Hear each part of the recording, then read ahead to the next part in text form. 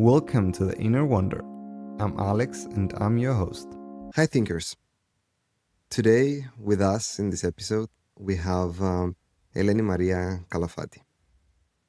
I met Eleni very recently in a course that we did together, a pre-doctoral course on research with artificial intelligence. And through that course, I saw Eleni thrive through both curiosity and knowledge. And I felt like those were two things that made me reach out to her. Well, the fact that she was Greek potentially helped in giving me the comfort to reach out. And then we had a great face-to-face coffee chat in Athens, which really inspired the conversation. And I thought she would make a great guest. But all for you thinkers, Eleni is by training initially an economist at the Athens University of Economics and Business, and then where she then followed to do a master in international negotiations. That's what she's been heavily practicing as a negotiation strategist and also teaching negotiations for 7 years. Um, but not only that, Eleni has been very passionate, and one of the wonders of today's episode is about adult learning, specifically about neurodiversity, which I'm so excited to dive deep today. Eleni, thanks so much for being here today. Thank you for And the invitation. It's so good. I agree with everything you said up to this point. Nothing to add. We had a great time during the course. We mhm. had a great time in Athens, and I'm excited to be here. Thank you so much for the invitation. The pleasure is mine and all the thinkers. That we're all excited to hear from you today. So, Eleni, the first question I usually ask the people on the podcast is, you have a beautiful CV, but if I Thank you. was to remove that CV from you and ask who is Eleni, what would you say? Well, I can describe myself with a few sentences. Um, I am the eldest of four. I have three younger brothers, so that says a lot by itself. I am a generally creative person. Um, I don't make more concessions than I want to. I'm quite stubborn, passionate about the things that I love and the people I love. And I am also neurodivergent. I think it's nice to say that from the beginning so that we can paint the entire picture. But generally, this is me. I'm curious, a major nerd. I read a lot of stuff. I'm a major Potterhead as well. For those who do not know, Potterheads are the ones that we are obsessed with Harry Potter. And that's it. That's me. I'm happy as a person. I smile a lot. I'm Greek. Greek people, we are very emotional when it comes to expressing ourselves. And basically that. You for sure like to read a lot, and I think we had a good laugh because during the course there was a sheet where you could volunteer to present, and then people were putting their names, and it was Eleni like on every paper there, reading everything and volunteering to present. So I can vouch for that for sure. I've read everything on the list and I've prepared every single paper. Right. So I was ready to jump into action whenever I was called upon. No, no, for sure, for sure. But Eleni, you mentioned that you're neurodivergent. Well, if I got to ask you, what is what makes a person neurodivergent? Well, it's difficult to explain because I'm not an expert in the field, but neurodiversity is an umbrella term. So, underneath this title, you can find a lot of different people with diverse thinking patterns. So, for example, people with learning difficulties like dyslexia or dyscalculia are neurodivergent. people with ADHD are neurodivergent. Personally, I'm on the autism spectrum. I'm a high functioning autistic woman. As a woman, I was very, very late diagnosed at only a year and a half ago, and it explained everything. But it's not just like if you meet one person that is neurodivergent and another person who is neurodivergent, you will may not find any commonalities. It's so diverse that the only thing that I can say for sure to describe all of us is that we simply have different ways that our brain works compared to the neurotypical people. Right. You mentioned that you were diagnosed quite late, and that explained a lot. Would have been a lot more helpful, you think, if you were diagnosed a lot earlier? Would that make an impact? Definitely. So I had the traits of an autistic child, of an autistic girl, because the symptoms are very different between boys and girls at that age. Nobody paid attention to those because I was just a peculiar child. And then I was a peculiar adolescent, a teenager. And then I was a peculiar young adult. You know, especially for women, because we are all high functioning, most of us, and we are better at masking our symptoms. It's so hard to get a diagnosis. But the situation actually worsened when I entered university. So when I started my undergraduate studies, I suffered from a lot of panic attacks. I couldn't process the information. It was like I was burned out. And they simply said that I have anxiety disorder, which was not true at all.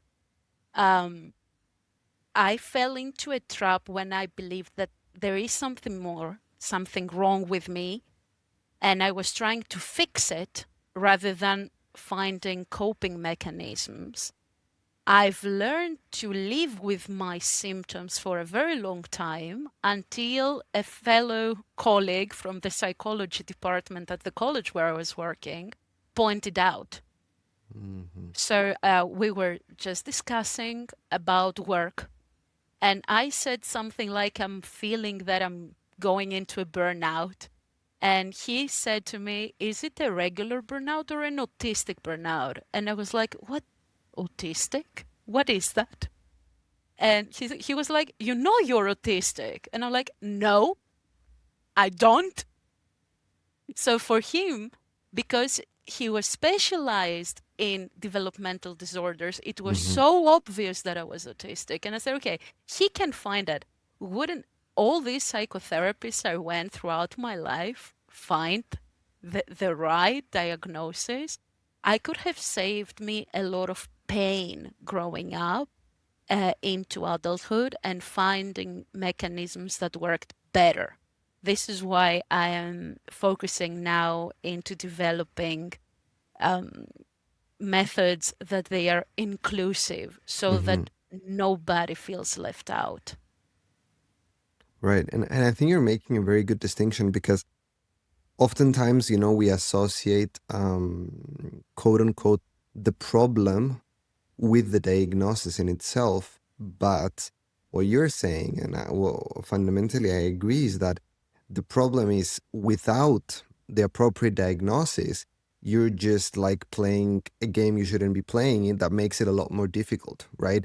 Because in order, when you are aware, then there are mechanisms and there are ways that you can make sure that you are in a position to shine. But when you lack the awareness, that makes it a lot harder. Exactly. It's like any other disease out there. If you get a wrong diagnosis or no diagnosis, you fight on your own with medication that it's not targeting you, but something that does not exist. You don't find a cure in quotation marks because there is no actual cure. We do not have something that should be cured.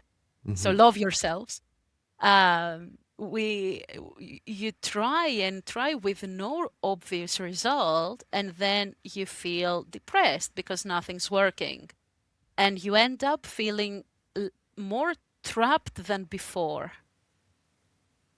I don't know if that makes any sense, but it's like going to war completely unprepared. You Right. have taken a class on culinary arts and you jump into the war zone. Mm-hmm.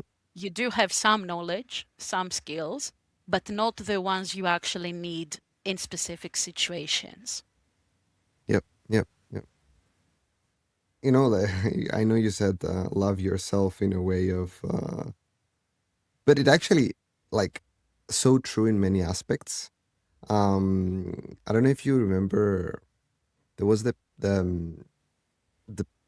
piglet in the Winnie the Pooh, and she used to say, "The things that make me different are the things that make me me," right? Ex- And in a way, like, love yourself regardless of how you feel within the society, because like it's yourself, and if it's in yourself, then you're going to find the ways to shine, and that applies to I think many aspects, and not just neurodiversity, but Well, yeah. it's a fun story that you mentioned Winnie the Pooh because it is said by experts that Hmm. the every character in that show is actually a different shade of neurodiversity. Oh, really? Yes. Oh, So wow. you have, for example, the tiger that has ADHD, and Mm, then the bunny, I believe it writes with inverse letters, it's dyslexia or dysgraphia. I don't remember the exact mhm, mhm. relation, the exact connection, but I remember saying that the Winnie the Pooh is actually an anthem for neurodiversity. You can find all the different shades and how everyone cooperates with each Oh, wow. other, how everyone coexists in the same environment. And it's something that Mhm. was written almost 100 years ago. You know, it's so funny, but like in like those kind of movies, like children movies and stuff, there are so many meanings that you grow up to then understand things that is a bit crazy. I think you value them more when you you know you just like you started because you thought it was just entertainment, but there is so many messages that are so beautiful that come through pure entertainment, and I hope that we don't experience a world where those kind of movies and shows go away, because they're so valuable. Well, I do believe that children's movies are actually made for their parents, not Yep. for children per se. It's a reason why, as adults, we feel compelled to see those movies. It's not that we get only a glimpse of our childhood or remember how we used to be as children Right. without before society pushed us Mm-hmm. into specific forms. Mm-hmm. It's because we also find out things and we learn things or we remember things that we have forgotten since. Right. Not all children's movies are this way, but Mm-hmm. I can remember quite a few that they are very, very interesting to see as an adult. Yeah. Yeah. Yeah. Makes me remind. I don't know if that was a. I don't know if that was only in Greece, but there was this author that was making children book, Aesopus. I don't know Yeah, if uh, no, Aesop's myths are actually ancient Greek exactly. No, no, yeah. And then they were making those books. I into don't a know if TV show.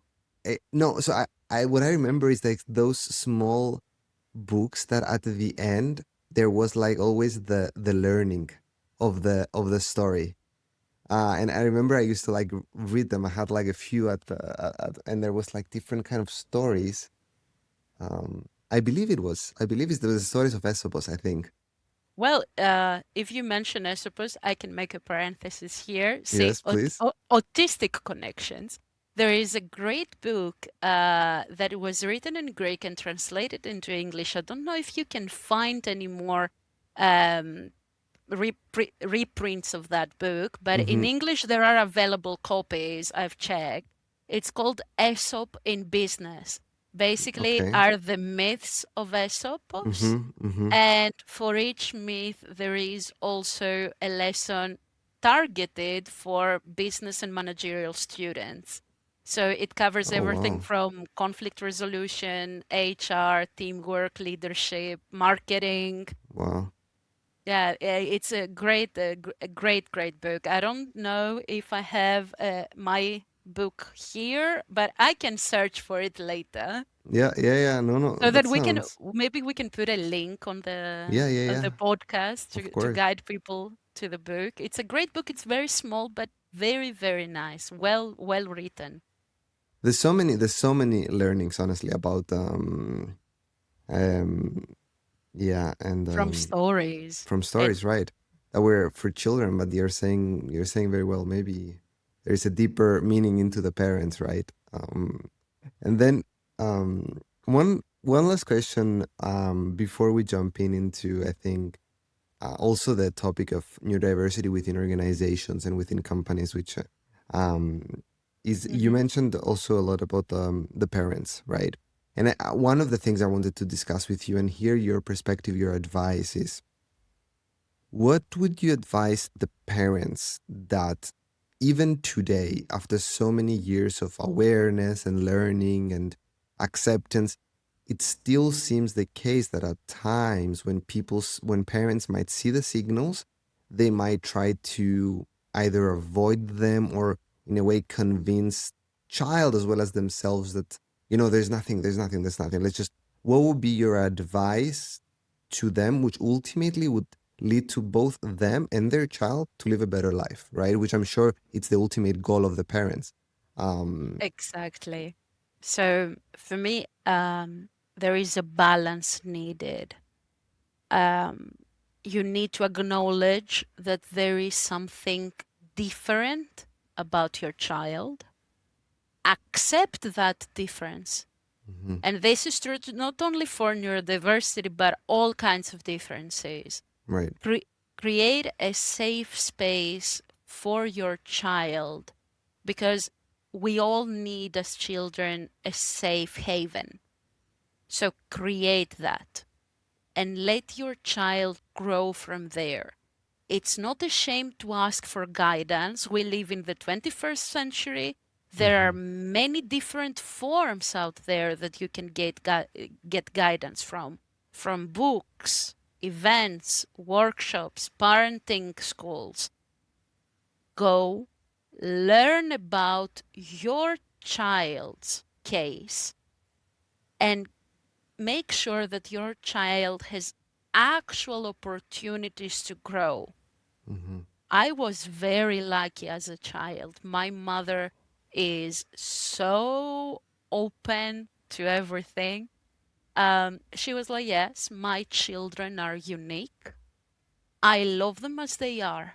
Full stop. Nothing more. And to be precise, we are four, as I said before, and all four are neurodivergent.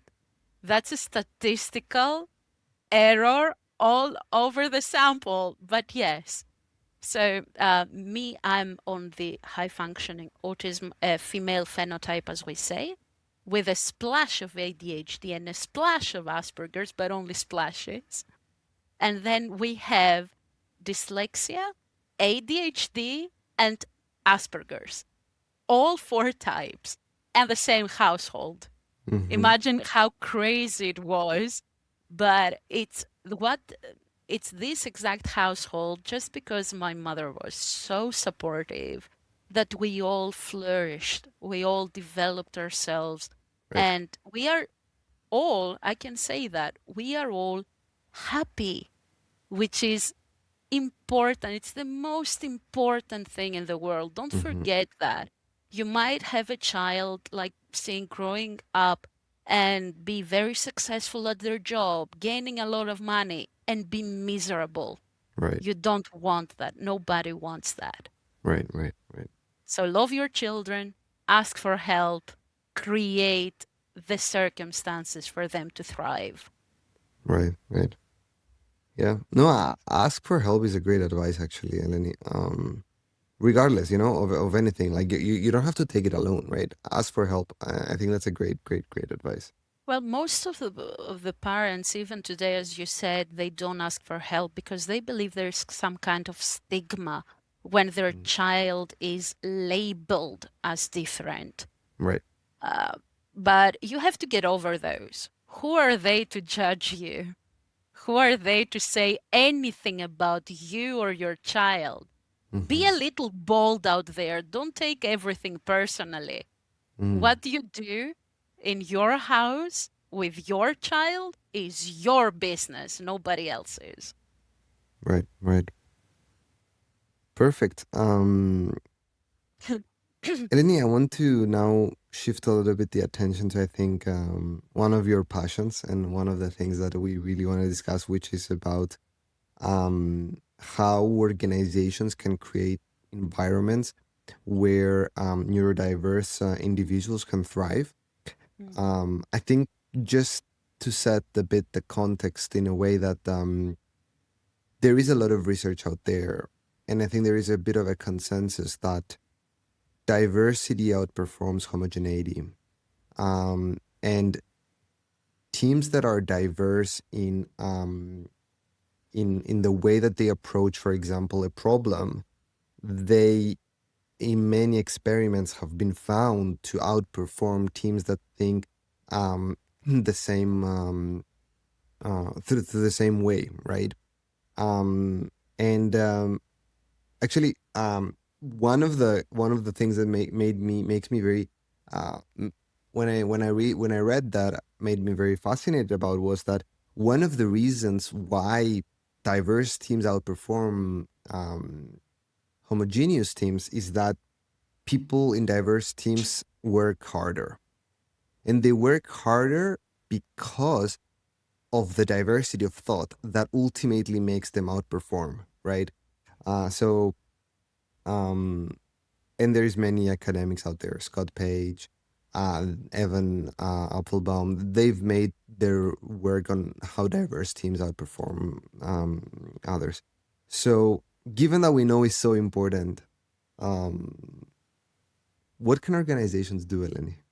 Well, I totally agree that with diversity inside the teams, you can get better results. It might take a little bit more time, but the Right. outcome would be much more creative. When we speak about diversity in this context up to this point, we usually talk about different skills, different backgrounds, Mm-hmm.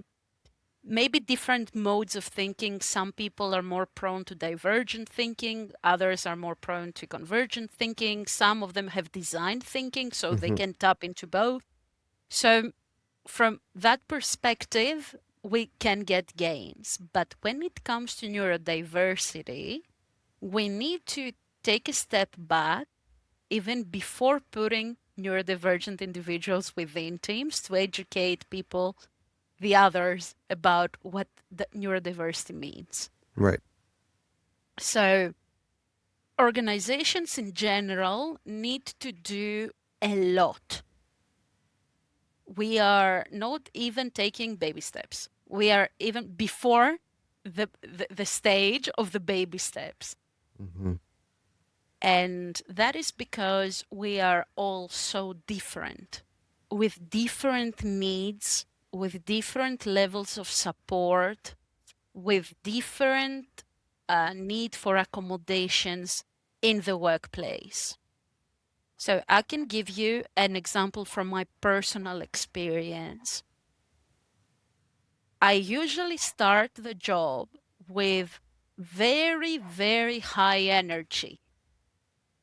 I am passionate. I want to give 150% of my energy because that was asked for me during the interview. Are you ready to give 150%? And I'm like, yes, I am. But I take things literally. So after a while, the 150% of my energy every day drains my energy away. And I end up burnt, like really burnt. I cannot function at all. That happened a lot when I started working. So it's been like 17 years ago, 15 years ago when I started interacting with like organizational environments. I cannot manage my excitement for something new, especially if the task at hand is something that I like or sparks creativity inside of me. The solution for me was to do my own job because I can work on my own pace. So I may be collaborating with organizations, but I'm external and never part of it. Every time that I went there and I gave my all to the work, they just kept pushing, adding more tasks. For example, if I ended what I had to do within a day in less than 8 hours, their reaction is to give me more tasks to do. What was supposed to happen is for me, like, I finished the job, let me go home, even if it is 5 hours later rather than 8.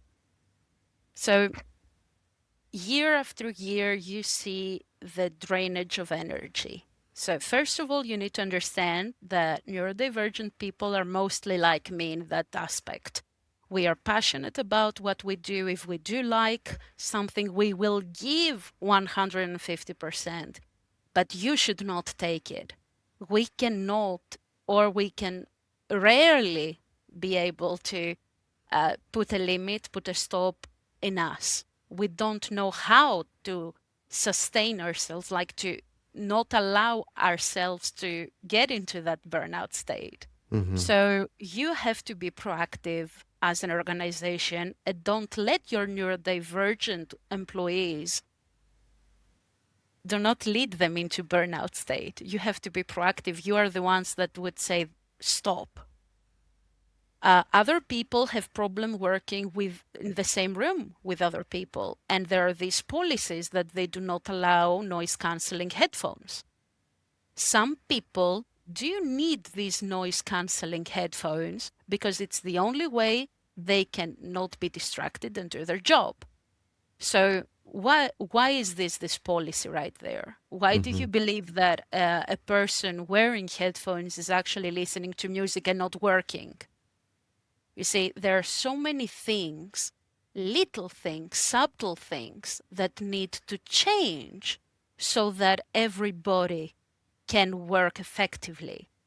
At the same time, we have our colleagues that if they see that you are treated differently, they start complaining.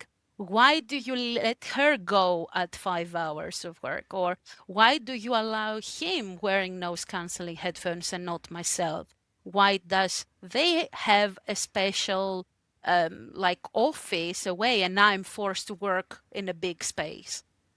Without them understanding that these accommodations are necessary for that person to work. Right. They usually say that being neurodivergent is it's like having an invisible disability. I'm still in denial phase about the disability part, but I agree that we should treat neurodivergent individuals the same way we treat people with physical disabilities. We make accommodations for a person on a wheelchair to access the building, right? Everybody should do that. So why not having the same accommodations for someone that has a kind of disability, but it's not visible? Where's Right. your empathy? Right. No, thanks for that perspective, Eleni. If I was to play the devil's advocate, I'll ask you two questions. Number one is, if let's say that a company makes accommodations for someone that is neurodivergent, and as you said, people always compare and they naively compare their situation to someone else, but oftentimes because of also asymmetry in information that what they know versus what they don't. So let's say that there's a neurodivergent person that needs to be in a room, right? So they create a space where they have their own room. then the other person would say, oh, if I had my own room, I would have performed better as well. I would have, I would have been better. So then that could lead to some individuals to exploit the system in a way, right? And say, I'm also neurodivergent. I also have a thing. I also need a room. At that point, this could create a bit of a tricky situation for the organization, right? And it could make it a bit more difficult for the organization. And then the organization, ultimately, the ultimate goal of the organization is to earn profits, make money. So one could ask, why would I even accommodate? Let me just, do that, and who cares if they struggle? I just want to make money. I just don't want to have problems in my organization. I don't want to have people complaining about someone being treated X or Y. Why would an organization care about that? So I think my question ended up being a lot of questions, but if I was to basically summarize, I understand. It's more like, how can an organization avoid in a way that exploitation? And maybe that could be an advice both for the organization, but also for the person that's thinking to exploit the system. And why would an organization ultimately care? Well, first of all, in order to avoid exploitation is exactly the reason why you should get an official diagnosis. Okay? By saying that I am neurodivergent, it's not something that you can say easily. And a professional needs to monitor you for many, many sessions, and you take all kinds of tests. You cannot imagine. I've been tested, like I don't need any more tests just to get that diagnosis. Right. Well, here I will make a second parenthesis and say that in Greece I'm not acknowledged as one, but I am in Sweden, Denmark, the UK. It's bureaucracy mainly. The reason why in Greece I cannot get a diagnosis, but it's a matter of time. At a point they will. Well, I'm in line. My application is in line. People that they know how the Greek system works in terms of bureaucracy, they might understand better what I'm talking about. So an official diagnosis actually differentiates the true cases from the exploitation cases. As for the goal of the business, yes, all businesses want to make profits, and this is too much work to make all those accommodations at an individual level. Like I don't want a private space, for example, so you cannot force me into one. I can cope with other people. I don't need noise cancelling headphones, but I might, for example, if you talk to me and I'm in the zone at the moment working, I will not respond because I've never heard you. It's a completely different situation. So you need to find the right accommodation for each person. So to do all these accommodations at an individual level is actually very costly. Right. They simply don't employ us, and that is why neurodivergent individuals have the highest unemployment rate at every country. So they want our different brains and our different ways of thinking, but they do not want us to be feeling safe at work. So it's not only a matter of accommodation, it's a matter of feeling safe in the work environment. So with knowledge, you can get rid of some of these problems. The more people know, the better society becomes. And that is true for everything. Right. It's the society in general that needs to change. So, from when we're talking about change, we have different levels. And when we're talking specifically for inclusiveness or inclusivity, I don't know if it's the right term. I have seen both of them. Excuse me, I'm not a native speaker of English, obviously, so I make this kind of mistakes. It's a system of same-centered circles. So you have the individual level at the core, and then it expands to the group level, the organization level, the societal level, the international level. So it's a top-down and bottom-up process to find the right way to be more inclusive. What is known from other types of differences is that inclusiveness is experienced. So it's not that difficult to ask the people that they are there at your institution, at your organization, what they want to do differently so that they can stay productive and eventually not leaving. When it comes to neurodivergent individuals, we are also, so another pattern amongst us is that we are very loyal. We don't change jobs easily because most of us like the routine, the safe environment, people that we know. So we are not like, we do want to be like developing in terms of positions and make other things, but we are the last that we will quit a job. We will stay there because this is the familiar zone.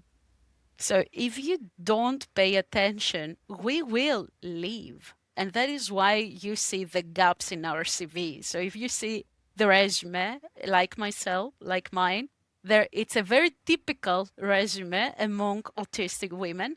You can see high profile job, 1 year of unemployment. Another high profile job, a year and a half of unemployment. And you see that like in a pattern, and the more high profile the job, the larger the unemployment period that comes after that. Because after a point, when you do not feel included, when you do not feel that you are valued, or if you think that your employers actually exploit you, they drain you without respecting you, you leave. That's it. You value yourself and your sanity more than a wage. So Right. bye-bye, bye-bye, we leave. And that is talent. Like you need to be able as a business to retain your employees, right? You make an investment when hiring somebody to train them, to give them skills, to give them opportunities. You don't want that to be missed, especially when this someone actually steers your team in a way that it is more creative and more productive. So think twice before letting someone from the neurodiversity community out of the job. Think twice. Thanks for thanks for that perspective, and I think your answer sheds a lot of light into some of the things. And if I was to like, I think gather two things from what you said.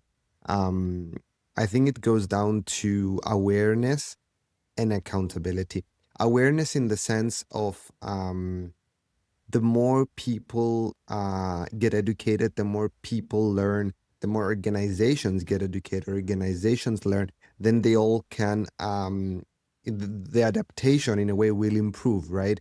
And I think you said is if you have that individual in your company, just ask what they need, what will make them feel more safe, what would ultimately make them feel more productive for your organization.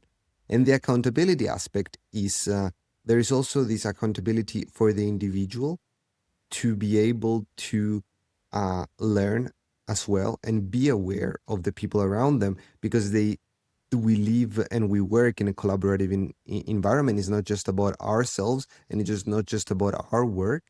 And if you see someone getting quote unquote a special treatment, maybe think or ask why that's the case. And that's completely okay to ask, and it's completely okay to be informed, rather than jumping into a fast conclusion, taking it personal, trying to get over the system. Feel free to ask. This is a wider conversation, and that's something for all your thinkers at the moment to reflect on. It's not only about feeling included as a neurodivergent individual. Do you feel included as a parent, as a mother or father of a young child?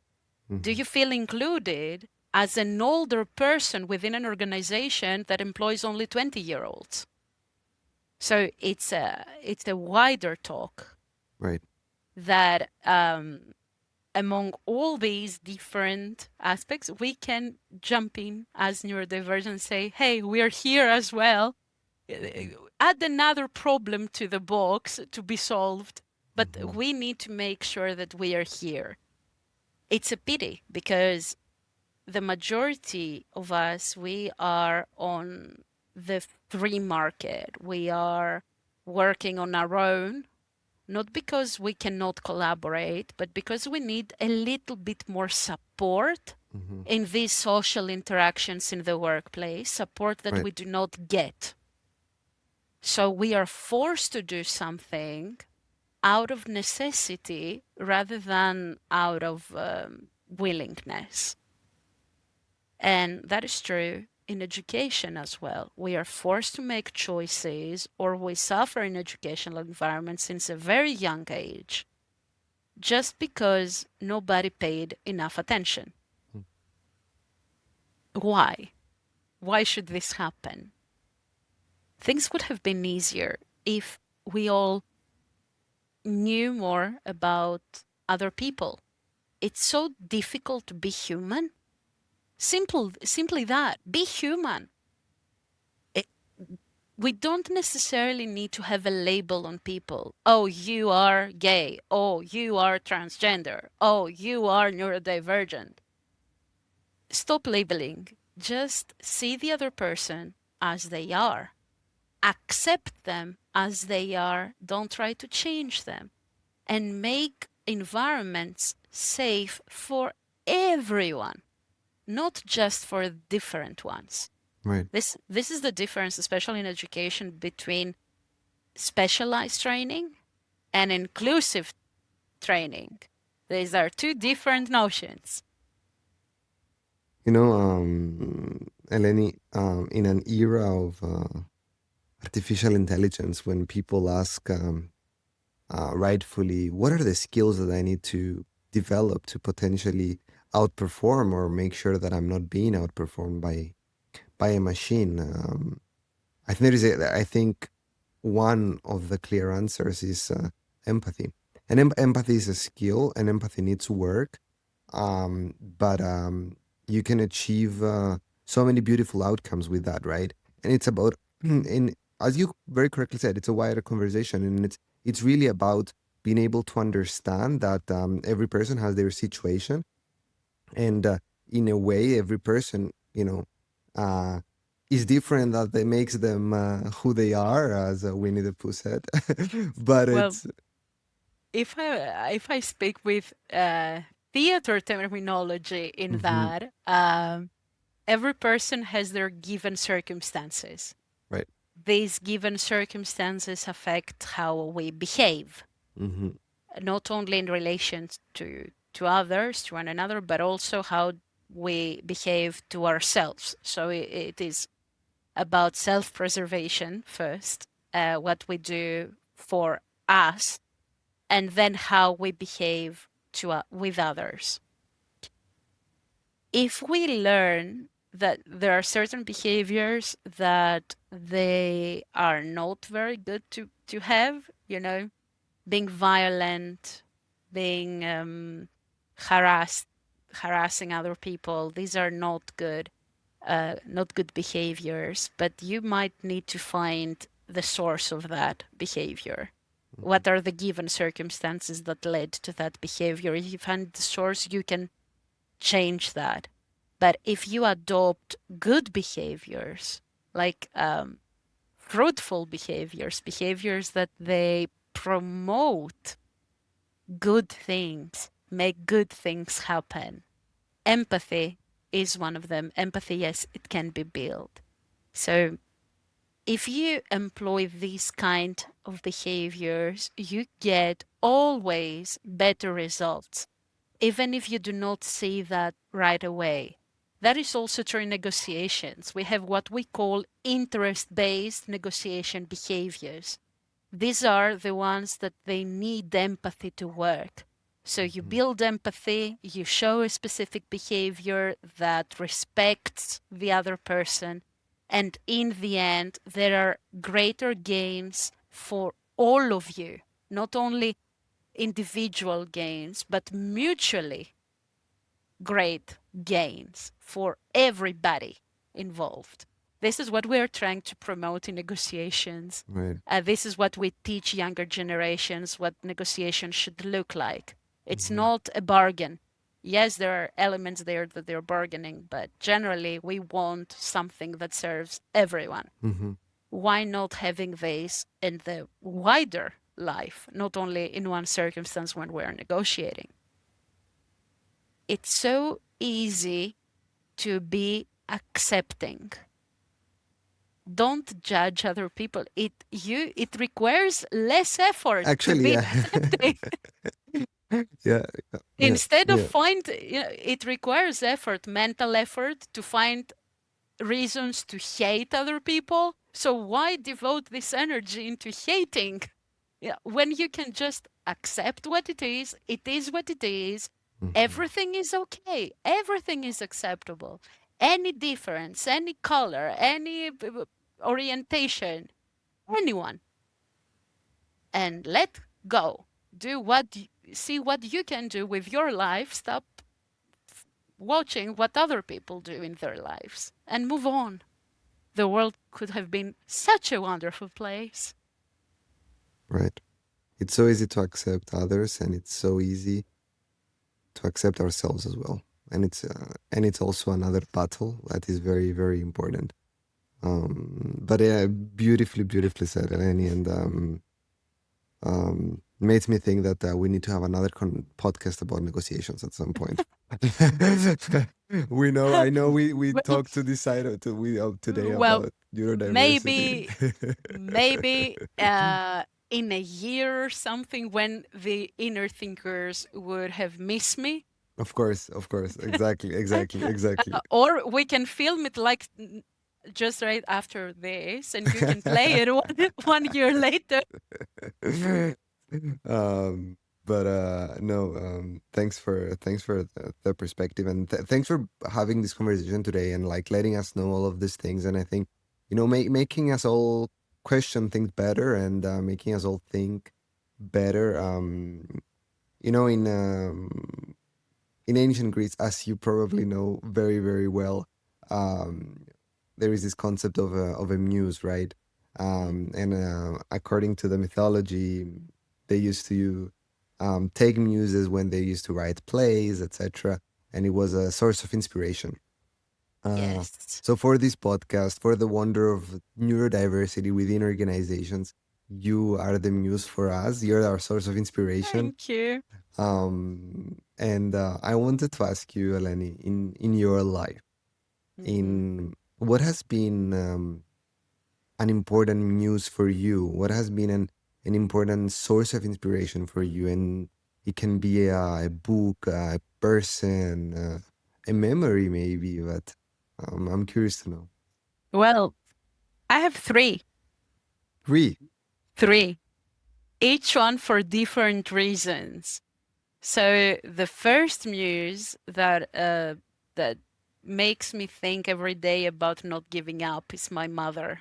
I may sound like a mama's girl, but if you learn her story, And you it's should be proud to be one. well, my mother's story is easily for a book. Like if it is a movie, people think that it is fictional, but it's not. Mhm. It's real.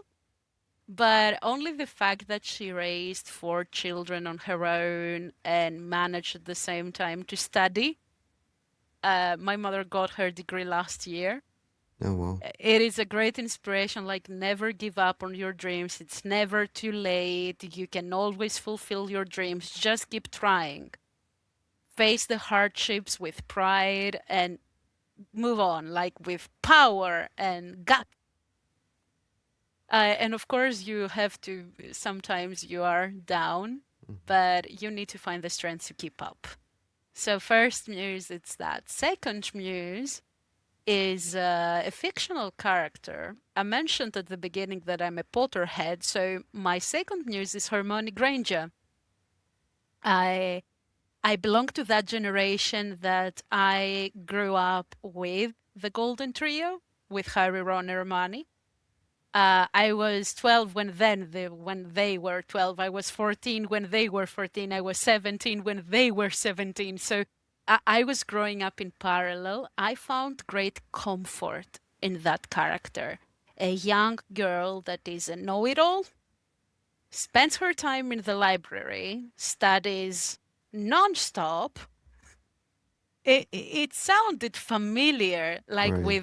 with not very popular with the other The circle. girls. They didn't like it, they like her that much. So it was kind of myself. And it really taught me that it is okay to be such a know-it-all and a nerd and reading all the time and find comfort in an encyclopedia. So it was great comfort, and needless to say, she became Minister of Magic. There is hope for me. And finally, third, I was greatly inspired by a movie. It's an old movie. It's called The Brides, in Greek Niphes, by Pantelis Voulgaris, the director. Okay. I don't know if you have seen the movie. I don't know where you can find it. At a point, it was available on YouTube, but I don't know if it is still there. It's in Greek and English, so Hmm. both, and it shows the journey of women from all over the world to the US after the crisis, like poor women traveling to the States to get married to immigrants there from all kinds of places. Greece, Turkey, the Soviet Union. At that point, it was not Russia, then it was Soviet Union. Armenia, and it shows their stories. And I watched the movie at a point where I was in life. I was discovering women's rights at that point. It was early in my political career that I discovered those. And I felt so, I felt painful. It was painful to watch how invisible these women were for everyone and how they put duty and honor more than their personal life. And it made such an impression because at the age when I saw it, I was like 14, 15 at the time. I had so many things as a given. And the world keeps forward, and we can still see people, men and women, being miserable because they force themselves into what society expects of them. So I can, every time I watch this movie, I cry, and I never cry. It is so emotional. I really suggest it if you want to see something that it is a true story. It's not fiction. It's true Right. story. This happened. This was happening for many, many years. And we are still not putting ourselves a little bit more at the center of our own lives. I don't say being an egoist. Too much ego is very bad. Hmm. But don't conform to what other people expect of you. That's it. Wow. Wow. That was it felt like the three muses you chose were a little bit about Eleni as a child, Eleni Eleni is, at the moment with being empathetic about her own self and who she is, and Eleni of the future to always remember never to give up. So it was beautiful, beautiful. I'm always like very amazed by the different answers people give to this question, and you never I love know it. who inspires you or what inspires you Right, and how you would respond. But I selected these three because they stayed with me up until now. So correct. there are things that apart from my mother, the other two, I got in touch with these at a very young age, but I still carry with me these feelings and this purpose in my life. Right. Of course. Eleni, thank you so much, really, for being here today, for bringing us a little bit more awareness about the topic of neurodiversity, and for making us all, at least you made that for sure to me, question things and make me think a little bit more about when I'm in an environment to remember and work on the skill of empathy, and to remember that we're people, and if we don't care about each other, then what's the point? What's the point of being human? Right. If we see the big picture, it's not about being neurodivergent or not. It's not about being female or male. It's not about any of these differences. These are just labels we put on people to describe things that they are away from what somebody else told us that it is Right. the norm or what is right. We are all people, and we need to love each other. Correct. That's the point. Correct. It's such a basic but forgotten advice. Eleni, thank you so much. It's been great. It's been great indeed. Thank you so much. I hope you enjoyed this episode. If you did, please consider subscribing to my channels and share my work on your social media. Until our minds meet again, enjoy the inner wonder you're creating. Thanks everybody. See you next episode.